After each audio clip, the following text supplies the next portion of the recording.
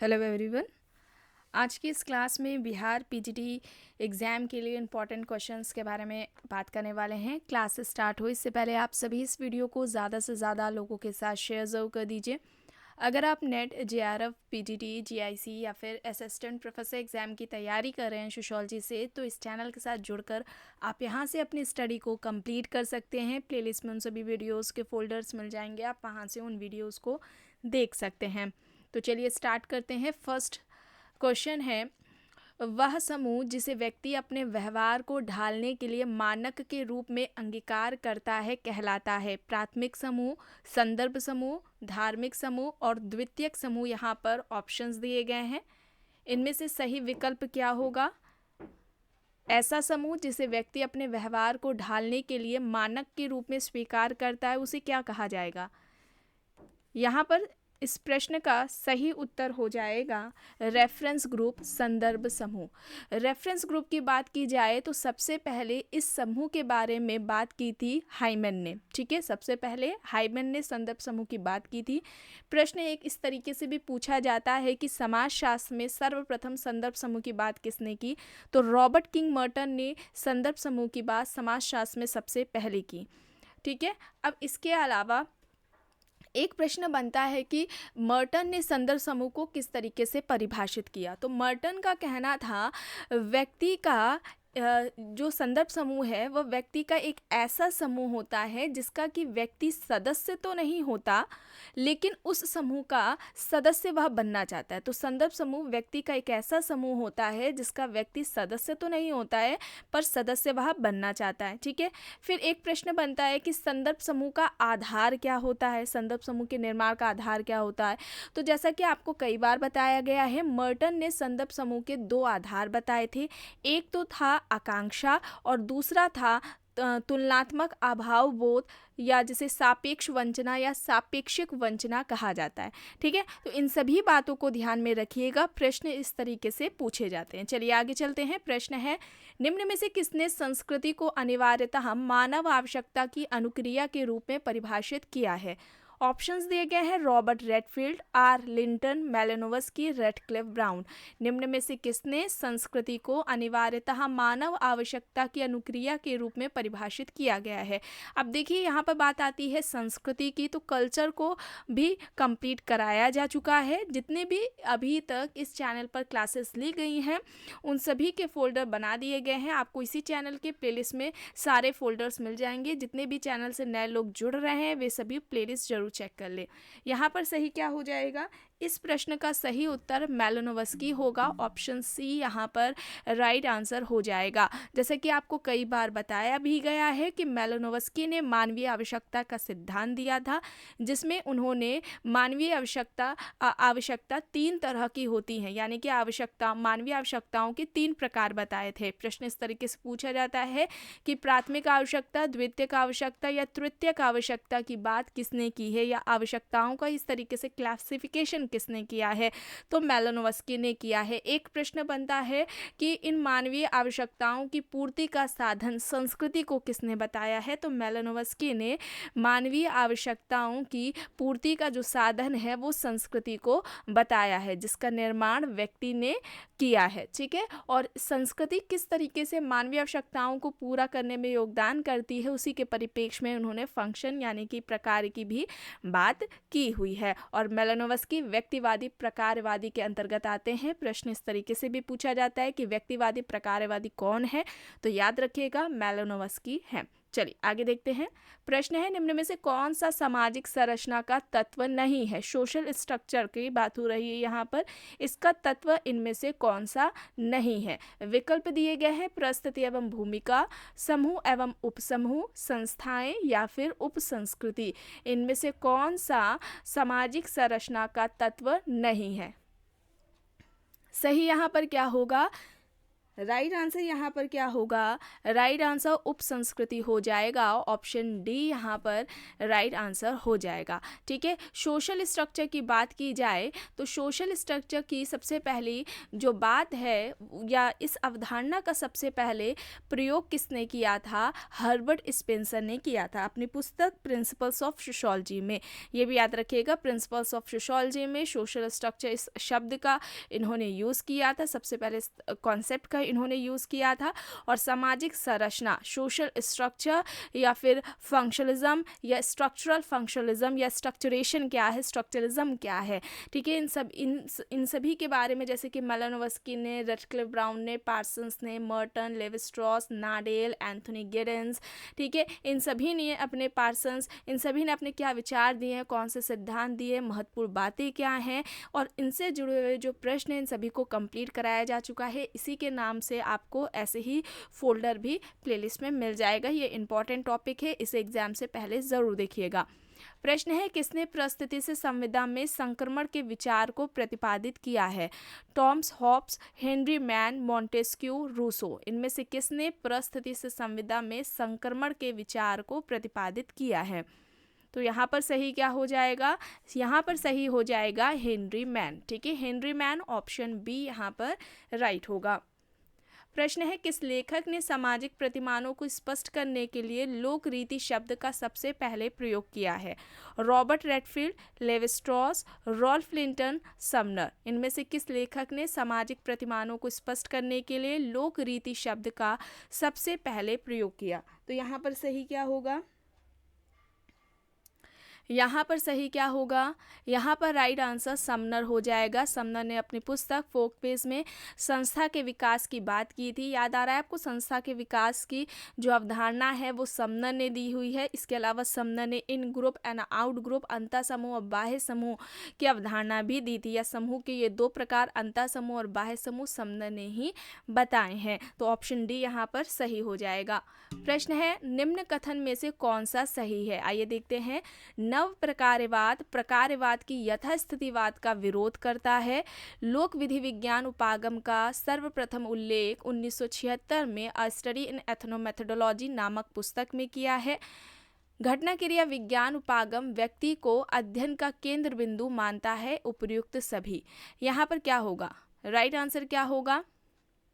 सही बताना है।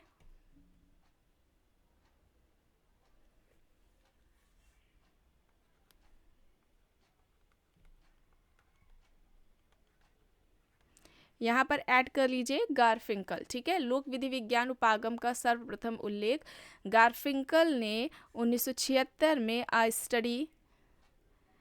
स्टडी इन एथनोमेथोडोलॉजी नामक पुस्तक में किया है। ठीक है, अब यहाँ पर सही बताना है, कौन सा सही है। और यहाँ पर ये सभी हो जाएंगे। ऑप्शन डी यहाँ पर राइट होगा। ठीक है, ऑप्शन डी यहाँ पर राइट होगा। और नव प्रकारवाद के जनक कौन थे? अलेक्जेंडर थे। नेक्स्ट है, निम्न में से किसने प्रकार्यात्मक उपागम को ही समाजशास्त्रीय उपागम माना है? ऑप्शंस दिए गए हैं, किंग्सले डेविस, विल्बर्ट मूर, कूले, मर्टन। यहाँ पर इनमें से किसने प्रकार्यात्मक उपागम को समाजशास्त्रीय उपागम माना है? यहाँ पर इस प्रश्न का सही उत्तर क्या हो जाएगा?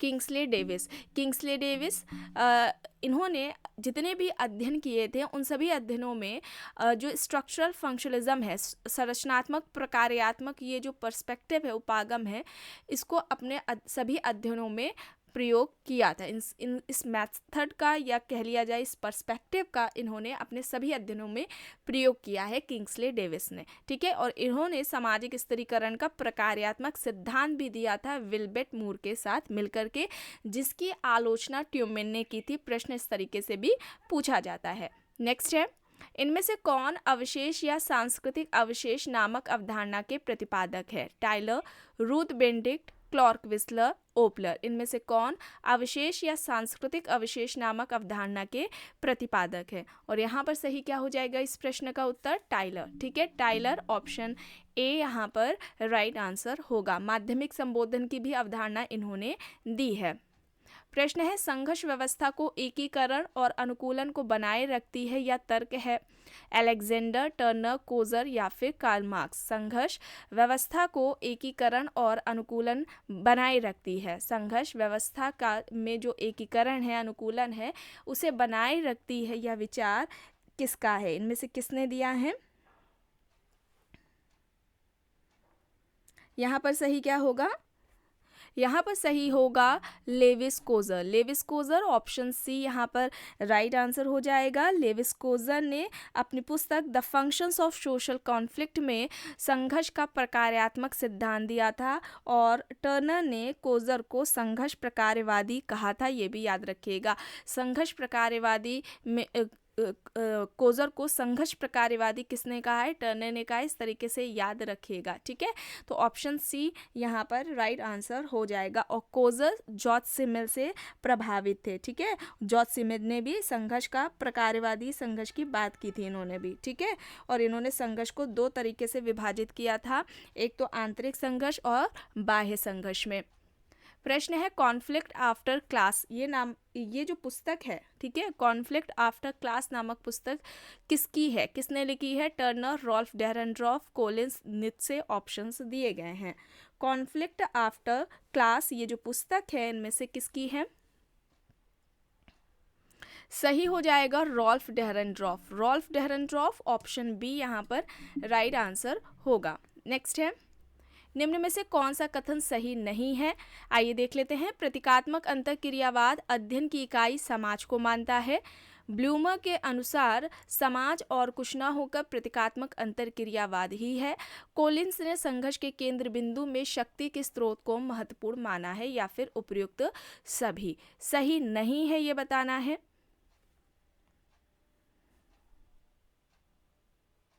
क्या होगा यहाँ पर? सही आंसर हो जाएगा प्रतीकात्मक अंतःक्रियावाद अध्ययन की इकाई समाज को मानता है। ये गलत हो जाएगा, ठीक है। समाज को नहीं मानता है, व्यक्ति को अध्ययन की इकाई मानता है, ठीक है। ये यहाँ पर सही होगा, बाकी के सारे सही हैं। प्रश्न है निम्न में से कौन सा विवाह स्वरूप एक विधुर के अपनी पत्नी की बहन के साथ विवाह स्वरूप करने का सही प्रतिनिधित्व करता है? ऑप्शंस दिए गए हैं लेवेरेट, सोरोरेट, पॉलीजिनी या फिर मोनोगैमीर। यहाँ पर क्या होगा? इनमें से कौन सा विवाह का स्वरूप एक विधुर के अपने पत्नी की बहन के साथ विवाह स्वरूप करने का सही प्रतिनिधित्व करता है? यानी कि एक पति है जिसकी पत्नी की डेथ हो चुकी है और वो उसका जो पति है, ठीक है, वह अपनी मृत पत्नी के बहन के साथ जब विवाह करता है तो ऐसा विवाह क्या कहलाता है? सोरोरेट विवाह कहलाता है, या इसे साली विवाह भी कहा जाता है। चलिए आगे चलते हैं। प्रश्न है इनमें से किसका संघर्ष सिद्धांत विनिमय सिद्धांत कहलाता है? Turner, Collins, Coser, marks. बताइए इनमें से किसका संघर्ष का सिद्धांत विनिमय सिद्धांत कहलाता है? सही हो जाएगा कोलिंस। और कोलिंस के संघर्ष सिद्धांत को विनिमय का सिद्धांत टर्नर ने ही कहा था। याद रखिएगा, कोलिंस ने जो संघर्ष का सिद्धांत दिया था, इनके इस सिद्धांत को, संघर्ष के सिद्धांत को टर्नर ने विनिमय का सिद्धांत कहा था। और जो लेविस कोजर हैं उनको प्रकार्यात्मक संघर्षवादी कहा था, ठीक है, ये भी याद रखेगा। और द्वंद्वात्मक संघर्ष का सिद्धांत किसने दिया है? वो रॉल्फ डेहरेनड्रॉफ का है, ये भी टर्नर ने कहा था। अब देखिए यहाँ पर प्रश्न है भारतीय संविधान की 6ठी अनुसूची का मुख्य प्रावधान संबंधित है। ऑप्शंस हैं सरकारी नौकरियों में आरक्षण से, जनजाति भूमि के परीक्षण से, उत्तर पूर्व भारत के जनजातीय क्षेत्रों में प्रशासन की स्वायत्तता से, या फिर शैक्षिक संस्थाओं में आरक्षण से। यहाँ पर 6ठी अनुसूची का संबंध पूछा जा रहा है, इनमें से किससे है? तो यहाँ पर सही होगा उत्तर पूर्व भारत के जनजातीय क्षेत्रों में प्रशासन से, ठीक है। ऑप्शन सी यहाँ पर राइट होगा। प्रश्न है निम्न में से किसने अवधारणाओं के 2 प्रकार बताए हैं? मूर्त अवधारणा और अमूर्त अवधारणा। ऑप्शंस है Herbert Spencer, Jonathan Turner, green, गुडे एंड हॉट। इनमें से किसने अवधारणाओं के 2 प्रकार बताए हैं? मूर्त अवधारणा और अमूर्त अवधारणा। और यहाँ पर सही होगा Jonathan Turner. Jonathan Turner, option B यहाँ पर राइट होगा। प्रश्न है, यह कहना किसका है कि अवधारणाएं निगमनात्मक तार्किक प्रक्रिया को संभव बनाकर हमारे प्रत्यक्ष ज्ञान और अनुभव में वृद्धि करती हैं? Lundberg, PV Young, Blumer, Le Play. यहाँ पर ऑप्शंस दिए गए हैं। यहाँ पर सही क्या होगा? यहाँ पर राइट आंसर ब्लूमर होगा। ऑप्शन सी यहाँ पर राइट होगा। प्रश्न है, निम्न में से किसने सहभागी अवलोकन विधि और औपचारिक व्यक्तिगत साक्षात्कार विधि का प्रयोग करते हुए आय, व्यवसाय, निवास स्थान आदि तथ्यों के आधार पर सर्वप्रथम गरीबी की अवधारणा प्रस्तुत की? Karl Marx, Smith, John Howard, Charles Booth. यहाँ पर ऑप्शंस दिए गए हैं। एंड एक रात में 8 बजे भी क्लास होती है और इस समय 8 बजे वाली क्लासेस में राजस्थान असिस्टेंट प्रोफेसर के PYQ को कराया जा रहा है। तो जितने भी लोग एग्ज़ाम देने वाले हैं वे सभी रात में 8 बजे वाली क्लास को ज्वाइन कर सकते हैं। और यहाँ पर सही होगा चार्ल्स बूथ। ठीक है, चार्ल्स बूथ। ऑप्शन डी यहाँ पर राइट होगा। प्रश्न है, poverty a study of town life नामक पुस्तक है Charles Booth, BS Rowntree, John Howard, Smith. यहाँ पर ऑप्शंस दिए गए हैं। Poverty a study of town life ये पुस्तक किसकी है? तो यहाँ पर सही विकल्प हो जाएगा BS राउंडट्री। ठीक है, BS राउंडट्री होगा। बी यहाँ पर राइट होगा।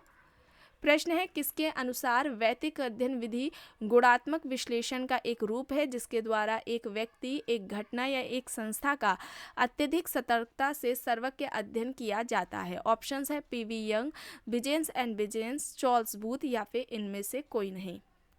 सही यहाँ पर क्या होगा?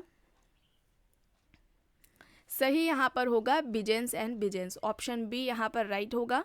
नेक्स्ट है, एक प्रतिदर्श जनसंख्या का वह भाग है जिसका अध्ययन इसलिए किया जा रहा है ताकि संपूर्ण जनसंख्या के बारे में कुछ अनुमान लगाया जा सके। अब यह संबंधित किससे है? तर्क।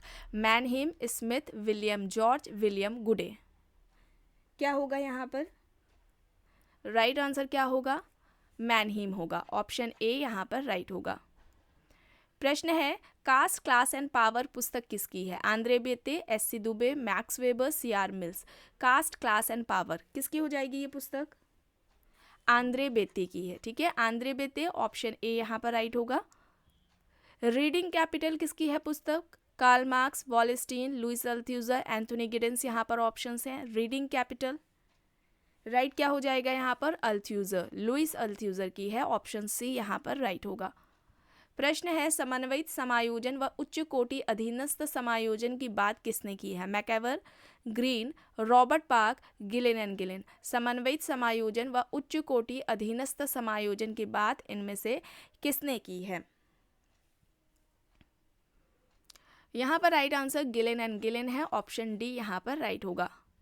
प्रश्न है, निम्न में से किसने भारतीय ग्रामीण समाज के गुटबाजी का अध्ययन करने के लिए 2 परिप्रेक्ष्यों का प्रयोग किया? संरचनात्मक, प्रकार्यात्मक और दूसरा है व्यवहारवादी। विकल्प दिए गए हैं Oscar Lewis, Louis Wirth, Hardiman, MN Srinivas. इनमें से किसने भारतीय ग्रामीण समाज के गुटबाजी का अध्ययन करने के लिए ये 2 परिप्रेक्ष्यों का प्रयोग किया है? संरचनात्मक, प्रकार्यात्मक और दूसरा है व्यवहारवादी। सही विकल्प हो जाएगा ऑप्शन सी, हार्डीमैन। ठीक है, सी यहाँ पर राइट है। प्रश्न है, order and conflict in contemporary capitalism. अब यह पुस्तक किसकी है? Lewis Coser, Clark Wissler, John Goldthorpe, AR Radcliffe Brown. Important है, बताइए ये पुस्तक किसकी है? Order and conflict in contemporary capitalism. यहाँ पर सही क्या हो जाएगा? सही हो जाएगा जॉन गोल्डथोर्प। ऑप्शन सी यहाँ पर राइट होगा। The future of marriage in western civilisation पुस्तक किसकी है? Westermarck, Malinowski, Tyler Parsons. The future of marriage in western civilisation सही हो जाएगा वेस्टरमार्क। वेस्टरमार्क। ऑप्शन ए यहाँ पर राइट होगा। प्रश्न है, उत्तर आधुनिकता और आधुनिकता में अंतर है, फिर भी आधुनिकता की निरंतरता उत्तर आधुनिकता में पाई जाती है। अब यह तर्क इनमें से किसका है? Sir James Frazer, Derrida, Anthony Giddens, Jameson. यहाँ पर ऑप्शंस हैं। एंड ध्यान रखिएगा, मॉडर्निटी एंड पोस्ट मॉडर्निटी इस टॉपिक को भी कंप्लीट कराया जा चुका है। इसका भी आपको इसी नाम से फोल्डर मिल जाएगा प्लेलिस्ट में। और यहाँ पर सही है जेमसन। ऑप्शन डी यहाँ पर राइट होगा। प्रश्न है, एक संस्कृति को अपने ही निबंधन के अंतर्गत समझना व विचार करना चाहिए, ना कि दूसरी संस्कृति के मूल्यों के संदर्भ में। इस नियम को हम कहते हैं सांस्कृतिक विशिष्टता, सांस्कृतिक बहुल्यवाद, सांस्कृतिक प्रधान या फिर सांस्कृतिक सापेक्षवाद। यहाँ पर सही क्या होगा? यहाँ पर राइट आंसर क्या होगा? सांस्कृतिक सापेक्षवाद। सांस्कृतिक सापेक्षवाद में क्या होता है, किसी भी हम कल्चर की जब हम स्टडी करते हैं, उसे समझने का प्रयास करते हैं, तो उसी समाज के जो मानक हैं, मूल्य हैं, उनके द्वारा जब हम समझने का प्रयास करते हैं तो उसे ही सांस्कृतिक सापेक्षवाद कहा जाता है। ठीक है, तो यहाँ पर डी राइट होगा। नृजाति केंद्रवाद में क्या होता है, इसके ठीक विपरीत होता है। व्यक्ति किसी दूसरी संस्कृति के का अध्ययन अपनी संस्कृति के जो मानक मूल्य हैं, मानदंड हैं, उनके आधार पर समझने का प्रयास करता है। तो ऐसे में वो पाता है कि जो सामने वाले की संस्कृति है, सामने वाले ग्रुप की, वो क्या है, निम्न कोटि की, और उस व्यक्ति की संस्कृति कल्चर क्या है, उच्च है। ठीक है, और ये कॉन्सेप्ट नृजाति केंद्रवाद का किसका था? समनर का था। प्रश्न है, जिस परिवार का निर्माण विवाह तथा बाद में जन्मे बच्चों से हुआ है, उसकी निम्न में से कौन सी सही परिभाषा प्रस्तुत करता है? इनमें से कौन इसे सही तरीके से परिभाषित कर रहा है? जन्म मूलक परिवार, प्रजनन परिवार, विस्तृत परिवार और संयुक्त परिवार यहाँ पर विकल्प हैं। और परिवार, इस टॉपिक को अभी जल्द ही अच्छे से पूरा कंप्लीट कराया गया है। परिवार की उत्पत्ति किस तरीके से हुई, परिवार की उत्पत्ति के सिद्धांत किसने कौन कौन से दिए हैं, परिभाषाएं कौन कौन सी हैं, विशेषताएं कौन कौन सी हैं, परिवार के प्रकार कितने तरीके से होते हैं, परिवार का वर्गीकरण कितने तरीके से किया जाता है, संयुक्त परिवार पर समाजशास्त्रियों का जो अध्ययन रहा है वो क्या रहा है, कहाँ पर रहा है, क्या महत्वपूर्ण बातें कही हैं उन्होंने, इन सभी को बताया गया है। ठीक है, और साथ में इससे रिलेटेड जो MCQs हैं उन्हें भी सॉल्व कराया गया था। तो जिसने भी ना देखा हो, प्लेलिस्ट में फोल्डर मिल जाएगा, ज़रूर देखिएगा, इंपॉर्टेंट टॉपिक है। और यहाँ पर हो जाएगा प्रजनन परिवार। ठीक है, जन्म मूलक परिवार और प्रजनन मूलक, ये दो परिवार की बात किसने की थी?